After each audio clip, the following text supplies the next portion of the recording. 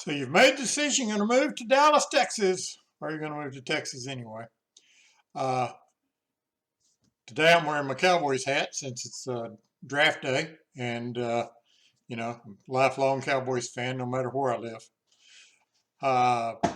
Yeah, let's discuss some of the things you need to do if you're going to move to Texas. You know, moving to a new state or new area, anytime you do it is always a pain.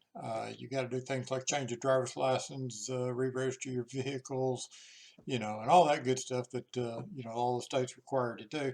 So let's kind of discuss today what you need to do if you're going to move to Texas and when you need to do it. We'll get after it right after this. Before we get started, how about hitting subscribe, hit the like, and then make sure you hit the bell notification. That way you'll get notified anytime we put out a new video.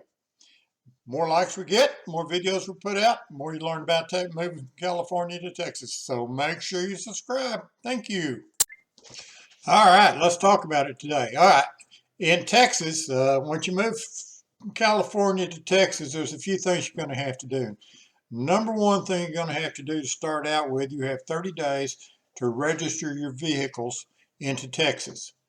Before you register your vehicles in Texas, Texas has a inspection system.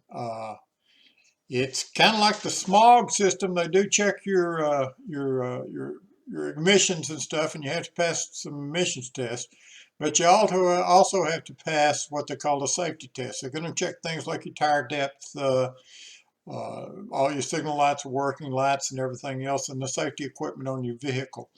And the vehicle has to pass all the safety inspections to get the inspection certificate. Once they do, you'll get a little sticker that goes on your windshield, looks like the state of Texas, and you'll get a printout that shows that you've passed the inspection. You have to then take that to what they call the county collector's, tax collector's office. And there where you will be, where you'll have to register your vehicle. You'll have to fill out some forms.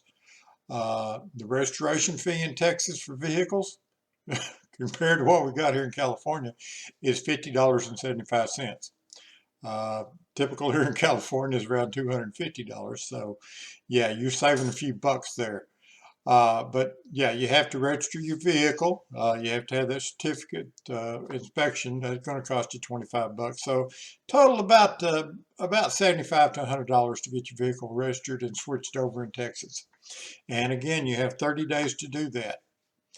Now, once that's done, then you have to start worrying about your driver's license. You have 90 days in the state of Texas, if you're coming from another state, to drive on that driver's license. So you can continue to drive on your California driver's license for 90 days, but you have to have the vehicle switched over before you can switch the driver's license. So do the vehicle first, then go to the DMV office, and there you, of course, have to take an eye test and all that good stuff. And depending on your driving license status and stuff like that will depend on whether or not you need to take a written test. If it always helps to make sure that you're up on Texas road rules before you go there, but they're not that much different from California. I passed coming from Texas to California, had no problem at all. And they made me take a written test. If you've been driving for a few years, you should be able to do it. Most of it's just common sense. And they're pretty much the same rules in most cases. So yeah, there you have 90 days. You have to prove that you've registered your vehicle. So make sure you got the vehicle registered first, the 30 days, and you got the certificate of registration from your vehicle to take with you to the DMV office, along with your old driver's license and birth certificate and proof of ID and all that good stuff. And while you're there, you can register to vote. So make sure you get all that done. And once you've done that, man, you're good to go. You can drive and you can live in Texas. Now, a couple of things to take concern with also while you're in Texas. Texas has a different utilities set up for electricity than any other state in the union. Texas is on its own grid. It doesn't connect with any of the rest of the states. And in Texas, they've got their own particular type of power setup, kind of a quasi government public type of utility setup, but they have pretty much unlimited retailers. So they provide the electricity, but the retailers are the ones that sell it to you. So you get to choose uh, who you want to provide your electricity from. And there's several different websites, you can Google those, that'll give you a list of the different utility providers. And that's something very important that you need to do. Because if you sign up wrong, it could end up, because you'd end up paying $300 or $400 a month, while your neighbor next door to you is paying $100 a month. So make sure you investigate those utilities retailers, and make sure you choose one that's right for you. A couple of things to keep in mind that you might want to worry about on the very cheapest ones. Back when Texas had its bad winter storm and it lost electricity to about 3/4 or half of the state, it seemed like. The people that were on the very cheapest plans, the cheapest plans had an escalation clause in them that allowed them to charge ridiculous amount. I'm talking $300-400 a kilowatt hour.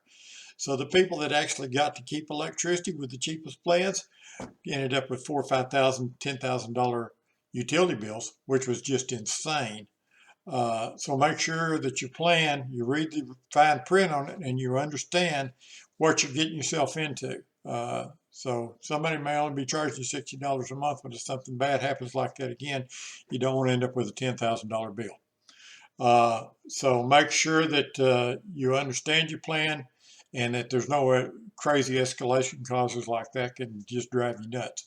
Those are some of the practical tips to what you need to do to move into Texas. Other than that, make sure you like us. Make sure you subscribe, uh, and get in contact with us. Here's my details down below. Get in contact with us if you need any advice on how to move and you want to talk about it a little bit more.